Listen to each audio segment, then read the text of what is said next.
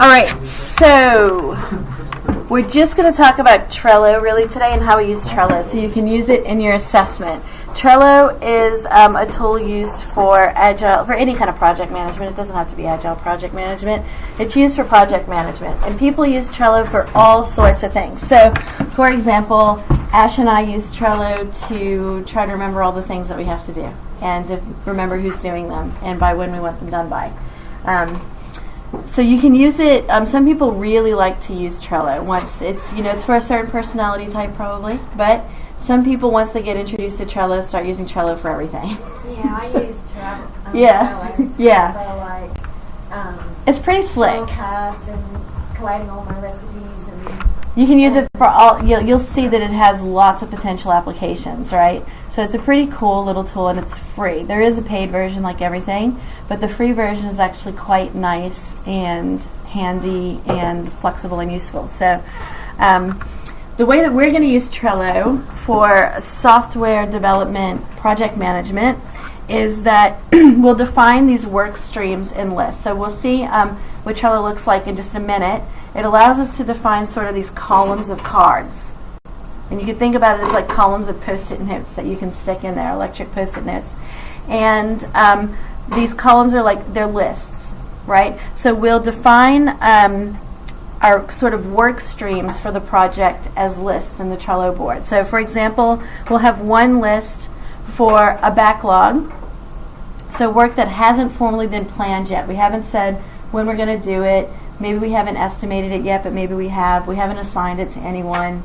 We haven't committed to releasing it yet. So backlog is the work that we'd like to do. Now, different people are going to have different opinions about what belongs in which work stream. I read an article the other day that said the only things that should be in a backlog are things that are absolutely crucial for the product. And anything else should go in like a wish list. So you have to like work out as a team when you're working with a team. There's no hard, fast rules about how these work streams should be called and what they should contain. You should define that as a team when you start working on a project and make sure everyone understands the same thing, that you're all in agreement about what the work streams are and what those things mean and what the implications are, okay? But otherwise, it's really flexible. So I'm going to give you an example here that's one that I've seen and used, and I'll demonstrate that example. So we'll have a backlog work stream, which is unplanned work we haven't planned yet. A to-do work stream, which is work that we've all agreed and discussed on that it's going to be done like in this sprint. It's going to be done, and sprint is just a terminology for a period of time that we do a piece of iterative work in a software development process, after which we typically go back to the client and say, look what we did. Do you like this? Okay, so maybe it's work that we plan to do this week or work that we plan to do today. You would define that when you define the list in Trello. The stuff in to-do is stuff that's going to be done in the next 7 days, or the stuff in to-do is stuff that's going to be done in the next 2 weeks or by this date, okay? So, but to-do, the idea and the example I'm giving is that it's planned work. It's been estimated. We have a feeling for how long it's going to take. We probably know who's going to work on it, and it's scheduled basically. Then we have a work stream for stuff that's in progress. This is stuff that somebody on the team is currently working on. So it's helpful to know if somebody's working on something so you don't work on the same thing, right? For example. So that's the in progress stream. Ready for review means that somebody is done with the work for that particular item and it's ready for someone else to review it. Okay? And done is the work is done. It's been coded, tested, reviewed. We're finished with this piece. Okay? So what we're going to do in Trello is we're going to create one card for each task. I said user story here. We're not going to worry too much about that terminology. I'll expand on it a little bit in a minute. But basically think that for each task, and you have to, again, decide as a team how granular that task is. So is it 1 hour of work, 2 hours of work, a day's worth of work? You decide on the granularity of each of these tasks, which will be cards in Trello. And you'll create one card for each task you agree as a team that you have to do. So, for example, we need to update the README. So part of you'll see when we talk tomorrow about the assessment, one of the things that you have to submit is a README, a piece of documentation that answers certain questions and provides certain information about your project. So you might have one card for your README, or you might break that down into smaller tasks and say, here's a card to put this information in the README, and here's one for this one, so that you can assign those sort of at that level. You can, and you'll see in a moment, you can add subtasks to a particular card. You can add like checklists to it, that's pretty flexible and nice. Typically on the card you'll put a time estimate. So you can decide as a team, how do you want to estimate time? So some people like to estimate time in actual time units. So they'll say, okay, this is about 1 to 2 hours of work, or this is 2 to 4 hours of work, or this is less than a day's work, or this is 2 days' work.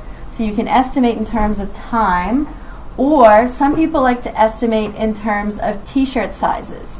So this is extra small, small, medium, large, extra large, but that usually equates back to some notion of time. So you might say extra small is less than an hour, small is 1 to 2 hours.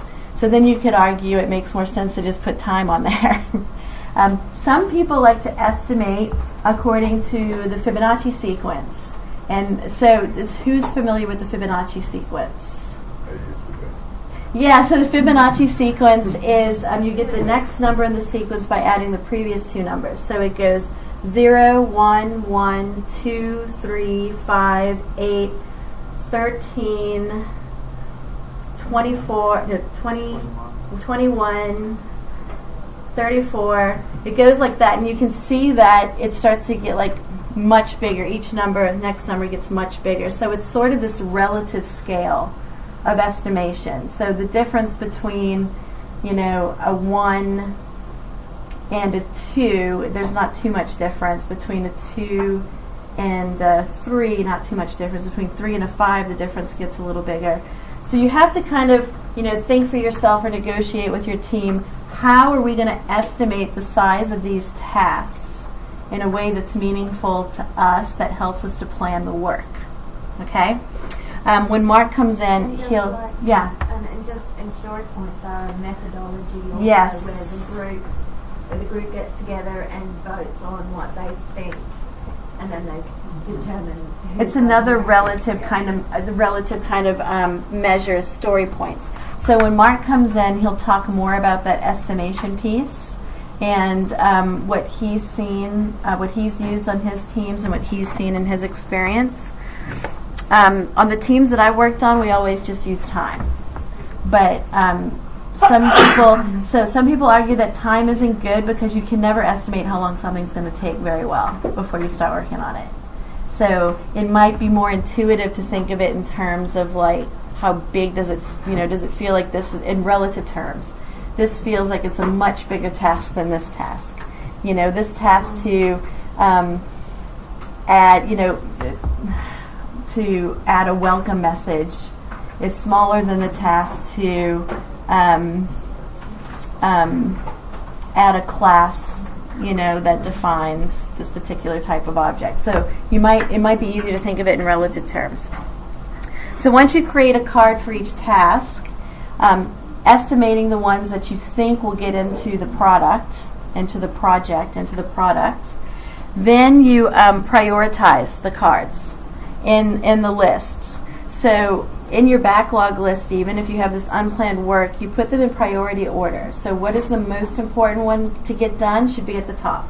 The next important should be below that. And then the workflow is you take cards from the top of the list.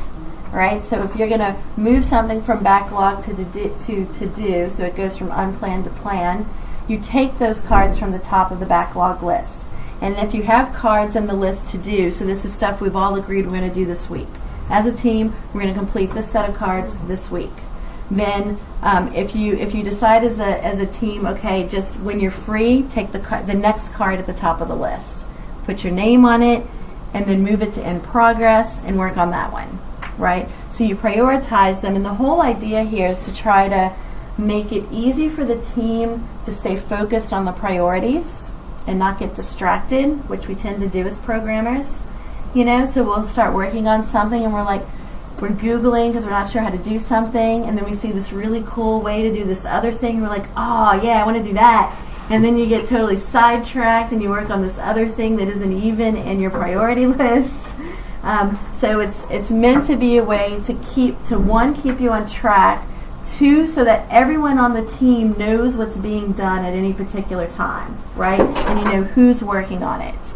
And you know how long you anticipated that it would take to get done, so you can kind of plan out the remainder of your time to get this project done. So when the team is ready to work, you assign cards to team members and you move them to in progress. So let's not. We'll get back to this in a second. I'm trying to decide what I want to get into at this point. I don't want to take too long. So let's have a look at Trello. So Vic, you use Trello. Does anybody else in here use Trello? Okay, so a few people have. So in Trello, you create an account. Is it all in browser? There is an app. So it is in browser, but there's an app. I've got it on my phone. You log in, you create a user if you don't have a user. It's free. But like I said, there are paid options, but just get a free account. The challenge for Trello is you have to upgrade to the paid account. No. The last company I was at literally built out a Trello board. They just copied them. Did they? Yeah. Yeah. So I've got the Ash and Janelle Jam and the Brisbane Team Jam. I like to call them jams. I don't know why. It makes me feel like a musician. Everybody loves you. Yeah. So here's Janelle's Jam. That's my own personal Trello. So you can add a new board. So when you log in by default, maybe you can change what your dashboard looks like, but it'll show sort of your boards. And you can define teams in Trello. So that's handy too. So you can define, when you're working on a project or a product, then you can define a team. And you can that team will have access to that board and can contribute to that board. So it's just a way to organize things. Project Awesome. I'm sure it's awesome. I can't even remember what it is, but I bet it's really awesome. Okay, so you can add a new. If you click the plus button, you can create a board or a team or a business team. That might be a paid thing, probably. So that's why I've never used it. So let's create a board. And we'll give it a title. I'm going to call this one Demo. You can see that you can make it private or public. If it's public, anybody can find it. You can call it Demo. You can call it whatever you want. You can call it Unicorns. And you can see you can pick a background for it. So that appeals to those of us who like to... One of 9. To be a bit... So there's See More. Yeah. So, we'll go with the one it picked for me. That's nice. So we make it public? You can make it private. So you can make it private, and then you can invite individuals to look at it if you want to. So I make them private, and then I invite the people I want to look at it. And this is what it comes up as. So you just, it gives you a prompt to create a list. So I'm going to create a list called Backlog. And I'm going to create another list called To Do. And I'm going to create another list called In Progress. And one called Review. And one called Done. And you can move these around if you do them in the wrong order. When you add new lists, it's always at the end, but then you can create it and move it where you want to. They just sort of slide around. It's just as easy to use in the phone app too. It's really nice. So you create your list. You can change the name of your list if you want to later. You can just click in it and change the name. And then let's add a card. So let's say for the assessment we need to brainstorm ideas for the project. That's pretty important. And then we'll have to create a repo for the project. And then we'll have to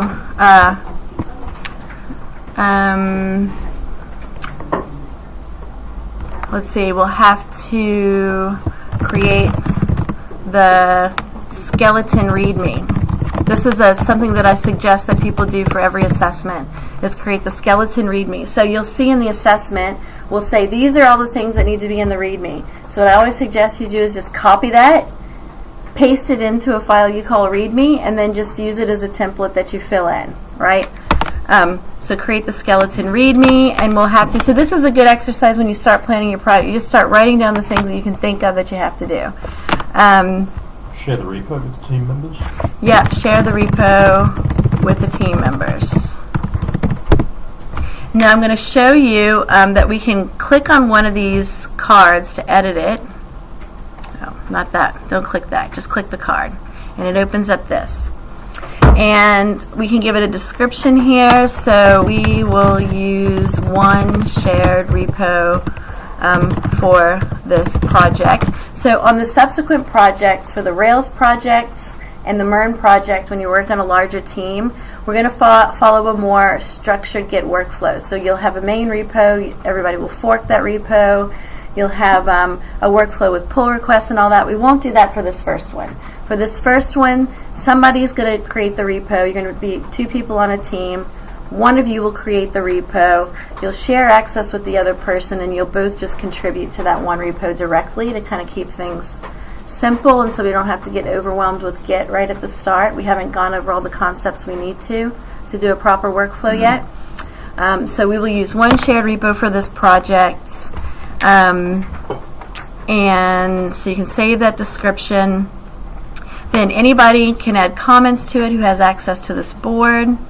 You can add, if you add a member to the card, it's sort of, I think of it as a way of assigning that card to someone, but you can give it a different meaning. But you have to have some way of knowing, okay, who's the person that's responsible for this task? Who's the person doing this task?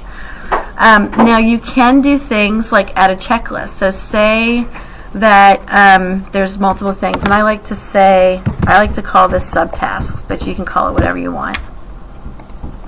And then we can add an item like decide who will maintain the repo. So whose account is it under? Whose GitHub account? And then create the repo. Give access to a team. We created another card for that, so maybe we'll leave that one off. Create the repo, initialize or create the local repo, and do the first push. Okay, so that's sort of like setting up the repo, right? So you can put those subtasks, and then you'll see that, you know, as you do them, you can check them off. Right. You can assign a due date to a task if you want to. You can attach files to a task. It's really handy.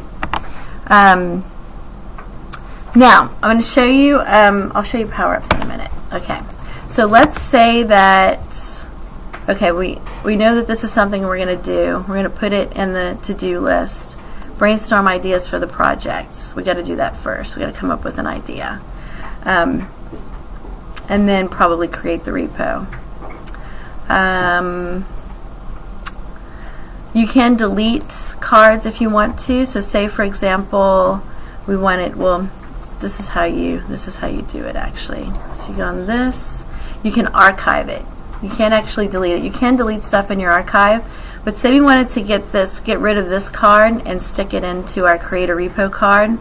So we just wanted to add an item here. Share repo with team. And we wanted to add that here instead. We could do that. And so moving around these cards is as easy as doing that. Right, you just like slide them over. So the idea is that the workflow goes from left to right, and at the start of your project, everything's on the left, and as you're working on things, they move to the right. And then there's, even with the free version of Trello, you can get one power-up. And so power-ups are like extensions or plugins to Trello. And there's some super cool ones. Before I talk about that, though, let's talk about labels, because labels are also cool.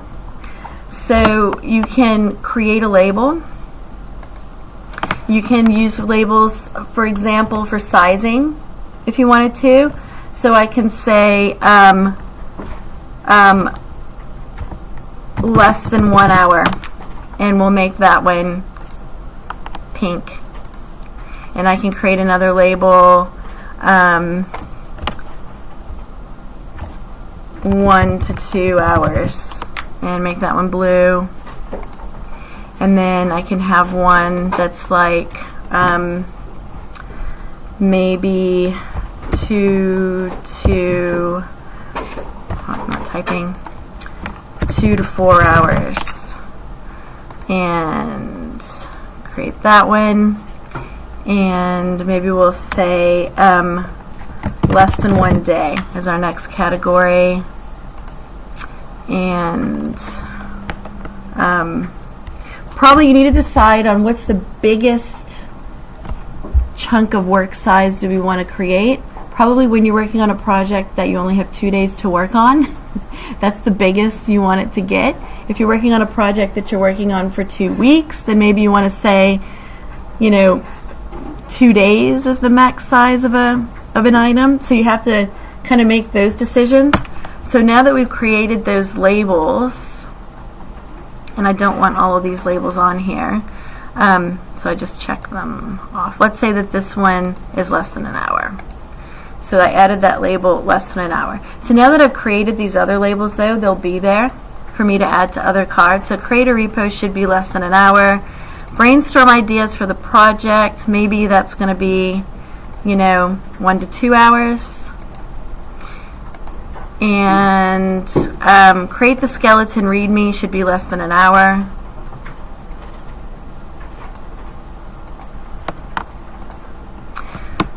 So you can create whatever labels you want, right? You can use labels to indicate priority if you want to, high, medium, low.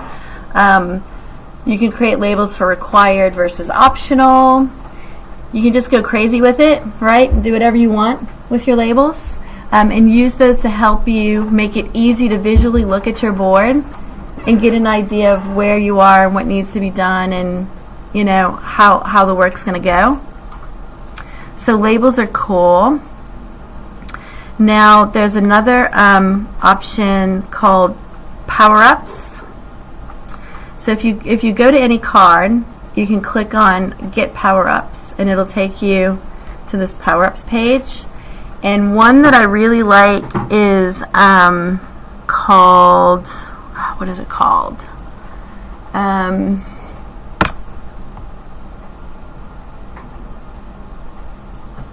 It's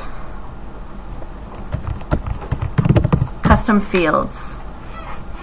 So I like custom fields because it's just more powerful than a label. So labels, it can start to get, if you start to create labels for all these different categories of things, then it can get a bit hard to look at. Custom fields, so once you add a power up, it'll tell you can't add anymore. You can only add one with the free version, but you can always disable it if you want to try a different one. Okay, but you can only have one enabled at a time. So I like custom fields. Let me show you what it looks like. So now I've got this custom fields thing, and you can add a new field. So I can say, for example, you can pick a type for this field. It can be a drop down or a checkbox or a date or a number of text, which I think is super cool. So I'm going to make it a drop down, and we can call it priority, for example. You can see that's one that I like. And then you add options to it. So high, medium, low, and then you can pick a different color. So maybe high's red and medium's orange and low didn't save. Low is green. Yeah, we can do that. And then and then you have this checkbox that says, do you want this field to be on the front of the card? So that's like when you're just looking at your board and your list, do you want it to show up there? And I do, so I'm going to say create that. And then it's going to show up here, and I can select, so this one's a high priority, right? And now you can see that custom field because I said put it on the front of the card, it's there. And you can create, so it's just a little bit, more structured, like, field that you can add to your cards. I find that when, if I have to pick one free power-up, I like this one personally. But there are some other ones that you might really like. So I encourage you to have a look through the power-ups. It's really good GitHub one. There's a GitHub one that is good. You can reference issues kind of and solve You them. you can. So have a look at the GitHub one. You might find it less useful for this project, but really useful for like the Rails assessment or the MERN project where you have a larger team, because you can associate commits with cards and issues with cards, and that's really nice, that integration. What are the other ones that are cool? Does anybody in here who's played with Trello have a favorite power-up? No, haven't played with them? Or maybe don't want to talk or don't have one? That's cool. That's cool. Okay, so this is Trello. So this is nice, right? Can you see how it would be useful for planning your project work and maintaining it? I'll use it for my like story actually. Yeah, right? So yeah, if there's any... Chapter 2 done. Exactly, right? It's so cool. And there's an app for it, like I said. So that's handy too, because if you're, a lot of us are doing things from a mobile device anymore, so it's nice that, and it's a really nice app. It's very usable, really pretty. So that's Trello, and you should use Trello for this first assessment. There's some assessment criteria around it, okay? Again, not expecting anything specific about it. Mostly with this assessment, want you to practice using it with another human, with another person, and working out, okay, we have to agree on how we're going to use this board, and then we have to actually use it. So one of the pitfalls that I've seen with previous cohorts is they set up a Trello board, and then some of the team members just don't ever use it. And that's not super useful. That doesn't really work well when not everyone on the team is using it, because then they're doing work and they're not, updating the board that they've done that work, and then somebody else thinks, oh, this work isn't being done, and they go try to do the same thing, and then they're like, oh, I already did that, and then you're like, oh, well, I just spent 5 hours doing that too, and then somebody's feelings has to get hurt because you have to decide whose code is going to go in, or you have to decide, if you're going to try to merge it together, and that takes you an extra 4 hours. And so it's really important that you agree on how you're going to use it, and then you use it the way that you agree that you're going to use it. Seems like, a given to me, but in my experience, it's not always the way that people behave. So I'm just pointing out that it's a pitfall if you don't actually use it. All right, any questions about Trello? Created a priority thing, but you didn't do all the options and stuff. How do you get rid of it? So do you mean this to get rid of a custom field? From there, yeah. If you click on custom fields, I think you can. No, you can go here. I think if you delete field at the very bottom. So if you click on the field to edit it and then delete field, that will get rid of that field. And then it's still here, but if I close the card, it's still there. Yeah, it is for me too. Let's see, delete field. Yep, you're right. It doesn't seem to work.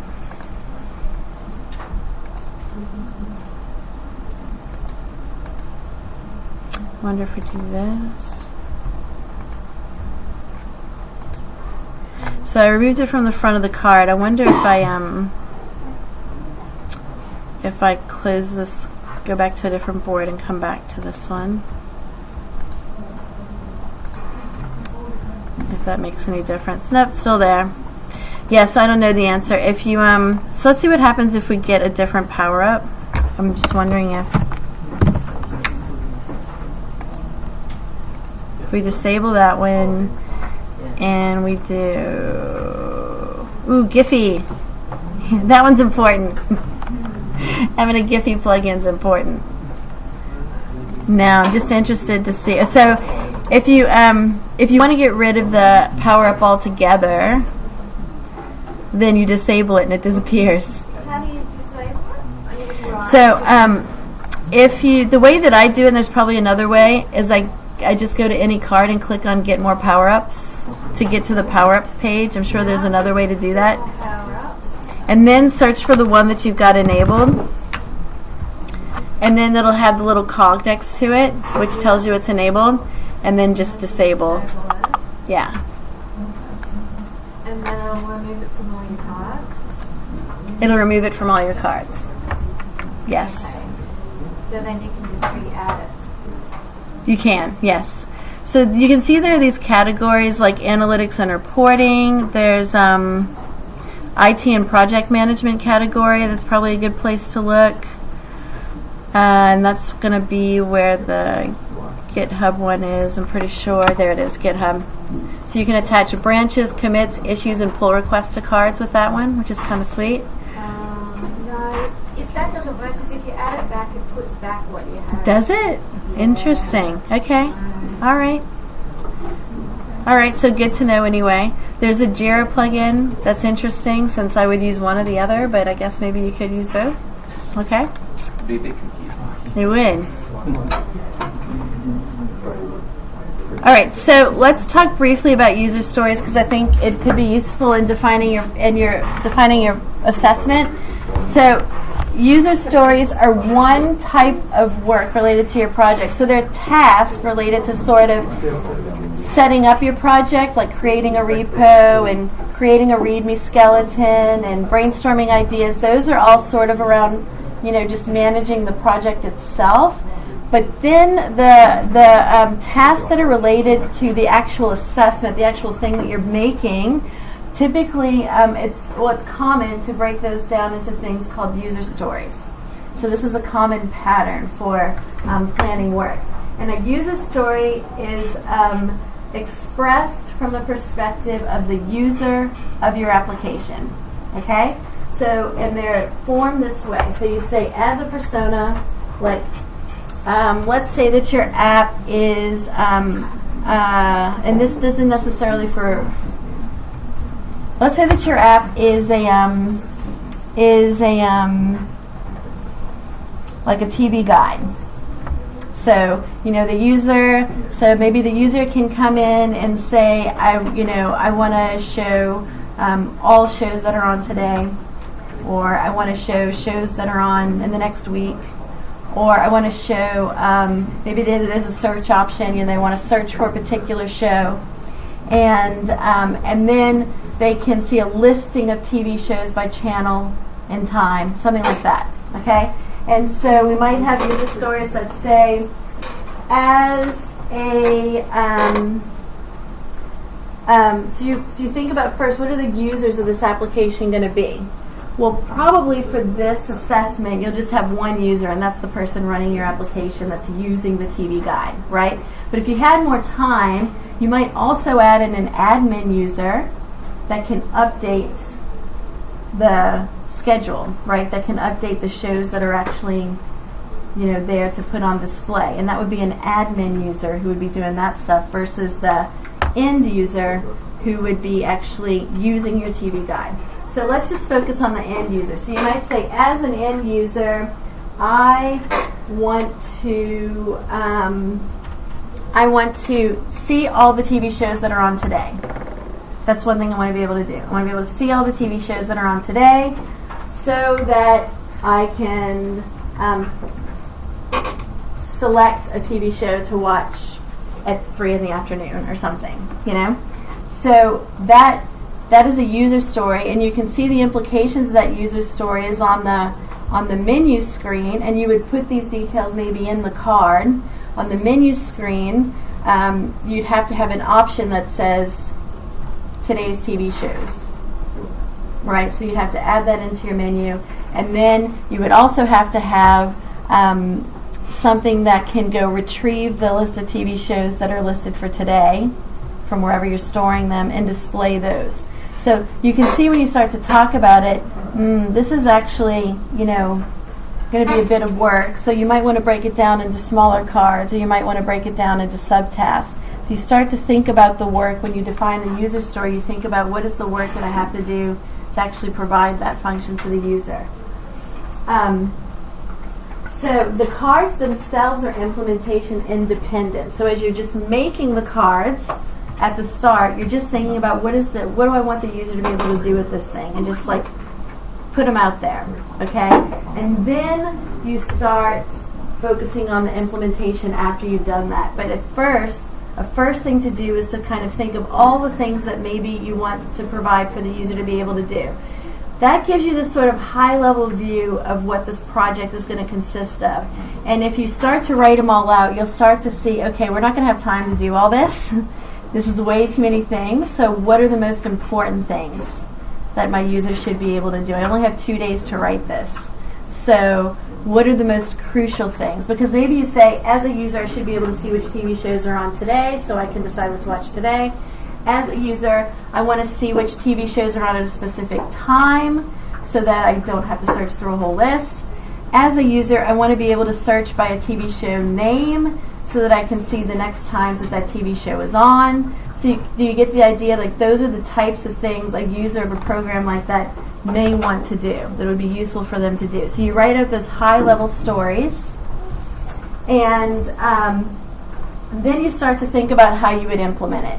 You don't have to get into details, but you start to think through like I was just a minute ago. That means you have to have a menu item. That means we have to be able to retrieve the shows by day or by time, or we have to be able to retrieve the shows by title.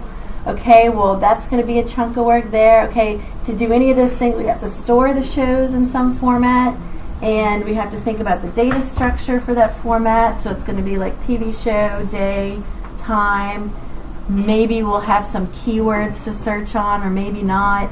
So you start to think about the details, and then you start to estimate how much time it would take to do any of those user stories. Then you start to get an idea of what you're actually going to have time to do, and you start prioritizing. And then you say, okay, these are in the must-haves, these are in the nice-to-haves, these are in the, like, not this product, but maybe the next iteration of this product, and then you start to create, you create your Trello cards according to what you decide as a team. Is that somewhat clear? Yeah, so when you start working on it with your partner, if it's confusing, then you can come to me or Matt or Niall or Matt Stubbs if he's here. He's here on Mondays and Tuesdays, so you can ask about it. So he'll be here on Tuesday when you start working on your project. You can ask us for some help and guidance in that area, but this step is really, really important to do. It helps to sort of frame what you're going to do in your project, get agreement on it, and have an idea, how long things are going to take. All right. So you'll do that for your assessment. We're not going to worry about these bits right now. Yeah. Okay. Okay. So the other thing I just want to mention, I want to talk about is testing. So we've talked about testing a little bit and had a bit of a play with it with the morning challenges and just in working on challenges. So when I say testing, I'm not necessarily referring to a formal test suite or automated tests. I'm just talking about making sure your code works. And there are lots of ways that we do that. One way that we do that is we write some code and then we try to run it. And then we see if we get the result that we expected. And if we don't get the result that we expected, then we know that something's not right. And then we go back and modify our code, and we run it again to see if we get the result we expected. That's testing. Okay? Now, you can't write code without testing it. I mean, you can, but you wouldn't. You just like put some stuff in a file, you're like, yeah, that looks good, I'll submit it. And you don't ever run it, right? So testing is sort of just, you can't really separate the two. Coding and testing sort of naturally, organically go together. As you write code, you test it. But what we want you to at least think about in this first assessment is some formalization of that process. Okay? It doesn't have to be anything grand or extensive, but it'll start you thinking about what are the sorts of tests that I should be running, and how do I make sure that I'm testing my project, my program thoroughly. So one thing that you can do is just create a spreadsheet.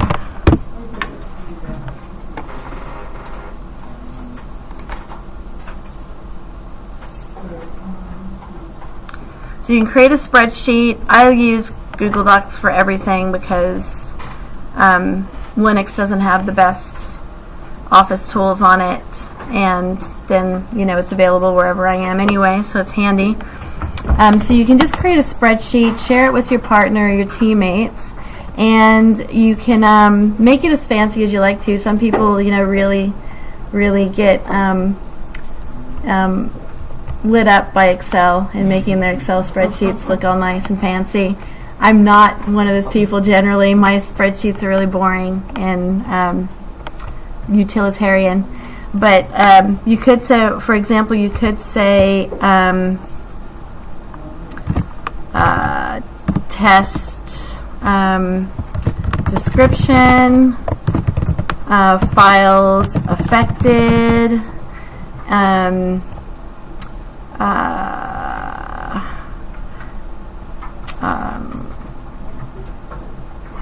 then it could just be as simple as this, and then you can say test results and notes.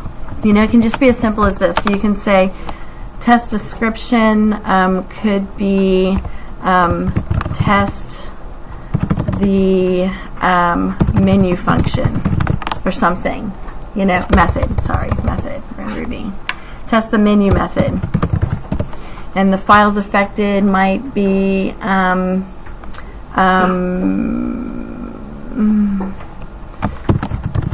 user interface.rb. So maybe you've got a user interface file, and it's the thing that shows the menu for this TV guide to your user and lets them pick something, and it just interacts with the user. So they interact with this menu until they quit, and that's all that this file does. And it's got a method in it called menu, and that just displays the menu. Okay? And test result, pass or fail. And if it failed, then you can put a note. Oh, another column we should add is date.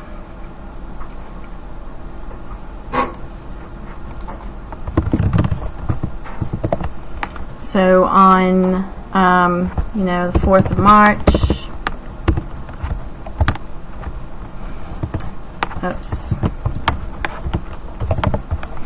we tested the menu method. It failed because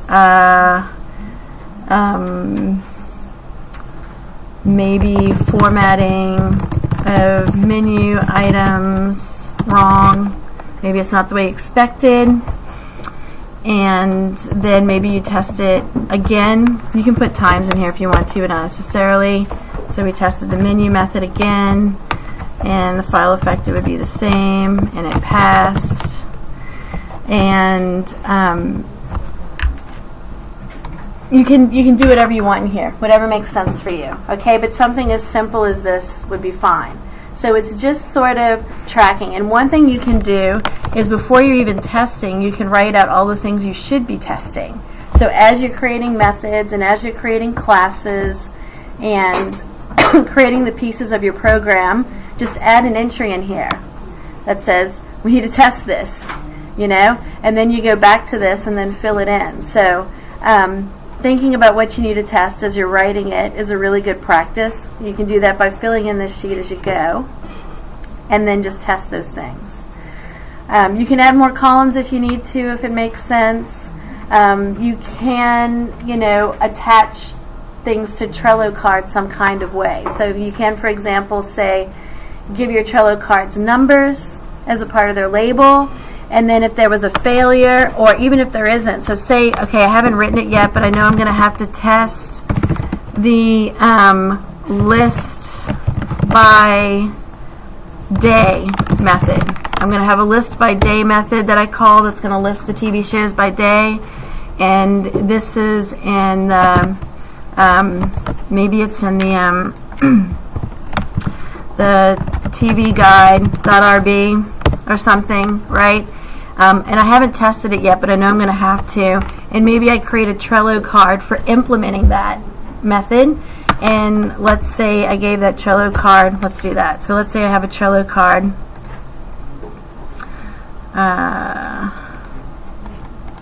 Close. Let's say I have a Trello card, and it is create list. And this is one convention. As a user, I can list TV shows by, what did I say? By day. Okay. And then in this card, I say create a list by day method in TV guide class. So I know that's what I have to do. And let's say it's, a 1 to 2 hours. It might be different for you, and that's okay. And then maybe, I assign that. We've already decided that I'm going to do that. And you could have a convention that you say, okay, I'm going to give each one of my Trello cards a number. You can add a label for that if you want, or you can put it in the title. So, we can say this, and there's probably a power-up if you wanted to use one. Let's say that this is number 5. You can use other naming techniques if you want, saying that, like, maybe everything that goes in the TV guide class, I'm going to start with a T. So we're calling this the T5 task. So am I making sense? I'm a little bit stream of consciousness here, but you can do any of these things. You don't have to do all of them. Do what makes sense for you that makes it easy. So let's say that this is what I did. I have a T5. As a user, I can list TV shows by day, and in my test document, I'm going to say that this is associated with my card T5. Does that make sense? So you could add another column here if it makes sense to do that says Trello card, or item number. And you can put in the item numbers that go with that things that you need to test. So the idea is that you want to incorporate thinking about what you need to test as you're thinking about what you need to develop. Okay? Because what happens if you don't do that is you just start writing a bunch of code and you don't think about testing the pieces of it. Remember when we talked the other day when we were talking about methods, I think is when we were talking about methods, and we talked about testing that method on its own. And yesterday when we talked about classes, and we created the address class, and we said, okay, let's make sure the address class works the way we expect it to before we try to use it in our person class. So if you set up specific tasks for yourself in a spreadsheet like this or on Trello cards, then it's less likely you're going to forget to do that because you get really busy. And it's more likely that you'll follow a development process that does not result in you having a full program written with no testing done yet, with lots of problems in it, and then trying to debug that. Okay? So it just sort of enforces a good development process. Now we're going to formalize a lot of this with automated testing and testing frameworks later, but it's too soon for us to do that before this project. We haven't had enough time to cover the fundamentals we need to cover about Ruby and programming and cover the fundamentals of testing with a framework and automated testing. So we're going to do this instead as sort of a baby step on the way to that, because even if you aren't using an automated testing framework, you should be thinking about testing as you write code. Any questions about that? Does that sound good? Again, if you find yourself working with your partner on the assessment and you're like, I'm thought I understood what Janelle was talking about, but I really have no idea what to do right now, then you can come back to me, okay? And we'll set it up together and we'll talk through it again. Just the three of us, okay? Sweet.